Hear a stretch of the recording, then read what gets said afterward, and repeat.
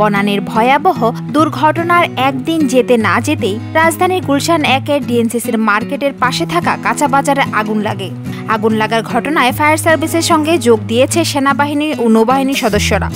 আগুন নিয়ন্ত্রণে কাজ করেছে ফায়ার সার্ভিসের ১৪টি ইউনিট। শনিবার ৩০ মার্চ ভোর ৫:৩০টার দিকে আগুনের সূত্রপাত হয় বলে জানা গেছে। ফায়ার সার্ভিস কন্ট্রোল রুমের ডিউটি অফিসার জানান, শনিবার ভোর ৫:৪৮ আগুন লেগেছে। আগুন লাগার কারণ জানা যায়নি।